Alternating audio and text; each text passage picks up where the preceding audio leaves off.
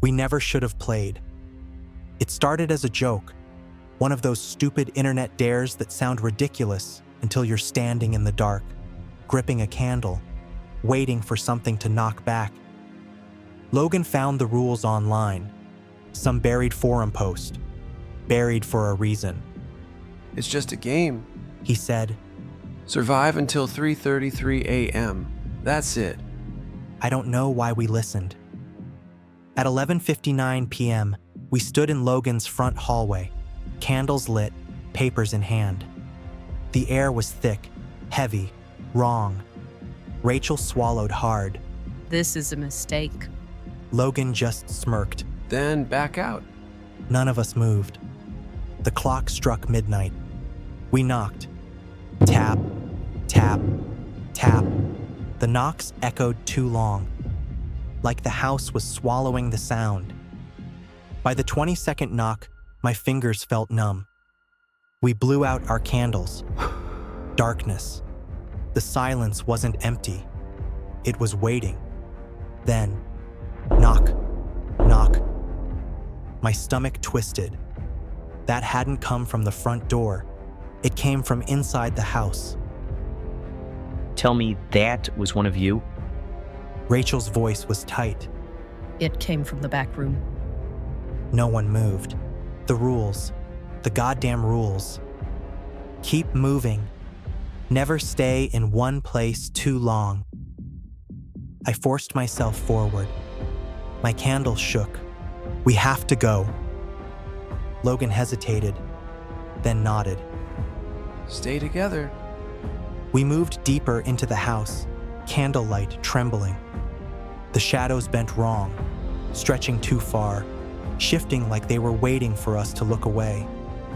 I hate this. The air shifted. I turned, expecting someone behind me. But there was no one. Then I saw it. The hallway mirror. Our reflections weren't moving right. Not distorted, not cracked, just delayed. I lifted my hand. My reflection hesitated, then followed, a fraction too slow. Logan saw it too. That's... His reflection didn't stop moving when he did. I grabbed his arm just as the mirror shattered outward. A gust of air rushed past, like something had been standing there, just out of sight, and had finally exhaled. Rachel screamed. I turned. The hallway wasn't empty anymore. Something was standing there, watching. It was tall, too tall. Its head almost scraped the ceiling, its arms hanging limp, fingers twitching like they were remembering how to move. Its face. It wasn't a face. Not really. Just a stretched mockery of one, shifting, adjusting, deciding what it wanted to be. And then, it smiled. Don't run. Running makes it chase you. Rachel warned. I gripped her wrist. Move slow. The thing tilted its head, like it was listening. The shadows around it crawled across the floor, wrong, flickering, stretching toward us like they were reaching. Jake's voice shook.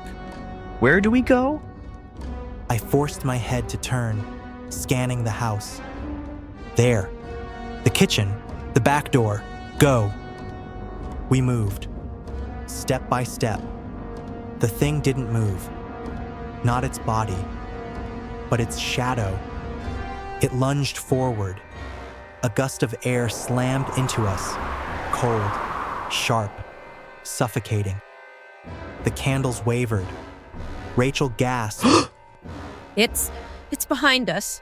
Logan's candle flickered, then died. Everything went black. Shit. Light it. Light it. A scraping sound. Slow, deliberate, like nails against wood. The air turned frigid. Something was leaning in close. A whisper, just behind my ear, layered, wrong, like our own voices stitched together. You shouldn't have let me in. I sparked the lighter. The flame caught. In that brief flicker of light, I saw it, bent at the neck, too close, too still, grinning. Then, the candlelight flared back to life, and it was gone. Logan stumbled back, eyes wild. It was behind me. Rachel's breath hitched. We need to leave. Now. I turned toward the hallway and froze. The mirrors were different. Every single one, framed along the walls, lining the hallway, was showing something else. Not reflections, not distortions. Something wrong. In one, Logan wasn't holding his candle. He was staring at it, his eyes completely hollow. In another, Rachel was smiling, but her real face wasn't. And in the one closest to me, I wasn't holding a candle at all. I was watching myself, not frozen, not lagging, just standing there, staring. Then, the reflections blinked. Not all at once. Each one, in their own unnatural rhythm, closed their eyes and reopened them. And the version of me in the mirror, it mouthed something.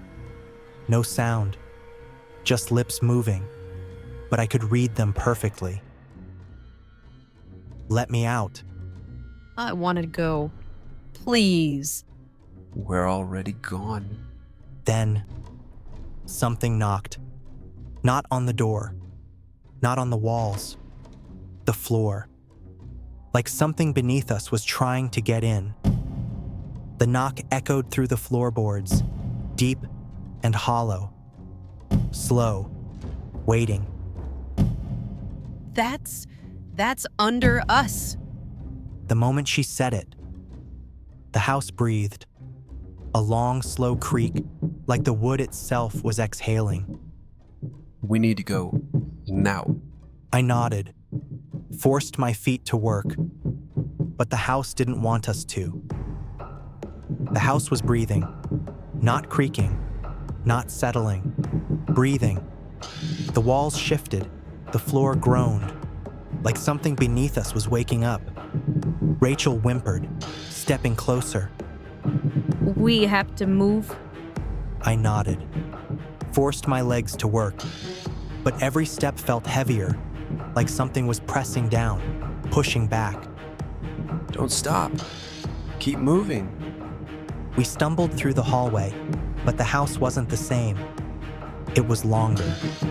Not physically, not in a way that made sense, but suddenly, the hallway stretched past the edges of our candlelight, twisting into darkness that hadn't been there before. We're not getting close to the door. I turned, pulse hammering. She was right.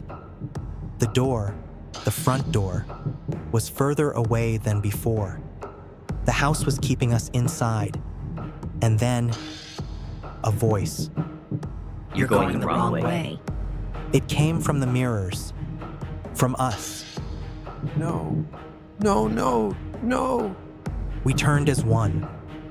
Our reflections were watching, still, smiling. That's not us.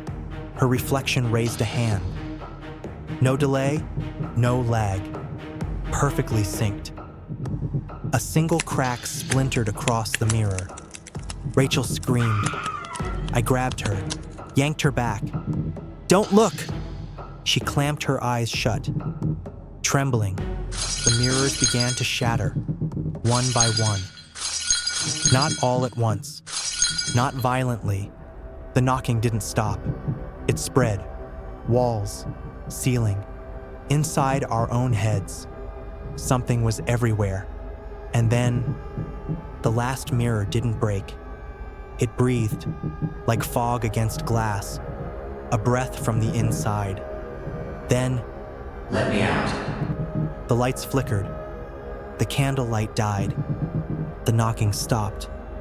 For half a second, everything was silent. Then, from behind us, something laughed. Breath hitching, the sound of something inside your own throat. Wrong, not yours anymore. The laugh crawled through the dark. Not one voice, all of ours. That's us. Layered, twisting, like someone had taken recordings of us laughing at different times and played them all at once. Make it stop. Make it stop. The house lurched, not physically, but the space around us, bent, like everything was stretching toward one point. The mirrors, gone. But the reflections? They weren't. They stood in the empty spaces where the mirrors used to be, watching. They're not moving. She was wrong. They were. Not their bodies, their shadows.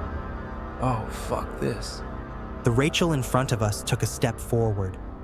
Not toward Rachel, toward me. Her mouth opened. Let me in. Rachel screamed. Logan dropped his candle. The flame snuffed out, and everything collapsed inward.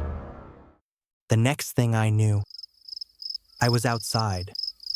We were on the lawn, gasping, shaking, candles still clutched in our hands.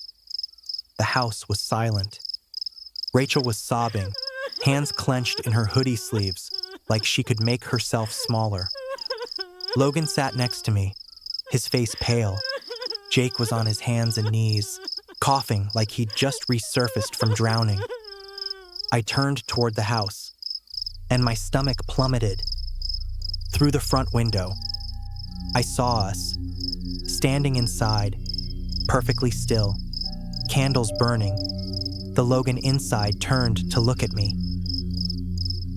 That's not us. He smiled and blew out the candle. The candlelight vanished. Darkness swallowed the inside of the house, smothering it like something had sucked all the air out. Then, for a split second, the house wasn't empty anymore. I saw them, our reflections, not frozen, not trapped, standing just inside the front door, watching us. It's not us. It's not. Logan grabbed my wrist, too tight. His breath was ragged, his pulse frantic against my skin. We're leaving. Now. I nodded. None of us looked back. We ran. Through the yard. Past the gate. Out into the street where the streetlights buzzed and flickered. The only warmth left in the world. But even then, I felt it. Like the house was still watching. Like something inside was waiting. I don't remember getting home. None of us really do. I barely slept. Every time I closed my eyes, I saw myself. Standing inside that house, waiting in the dark, candle flickering, watching the real me from behind that window. By morning, I told myself I imagined it. That we all imagined it. Until Logan called. Dude, it's still there. I sat up in bed. What? The house, the mirrors, us. I didn't understand. Not at first. They're still there. Who? He didn't reply. Just sent me a photo. My fingers trembled as I opened it. Breath hitching, heart pounding, the weight of something settling too late to change anything. It was taken from across the street, just outside his house. A perfect shot of the front window. Inside, 4 figures stood exactly where we left them. Candles still burning. Not moving. Waiting. But there was something else. Something different. Their faces. Their eyes. Last night, they looked like us. But in the photo, their faces were starting to change. The candlelight flickered.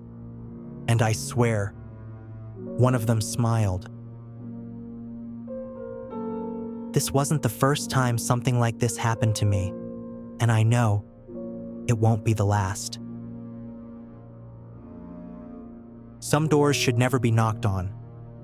Some games should never be played. If this story left you with a lingering chill, be sure to hit the like button, subscribe, and turn on notifications so you never miss another horror story. And tell me, if you heard a knock in the middle of the night, would you answer it? Let me know in the comments. Thanks for watching Cabin of Whispers. See you next time.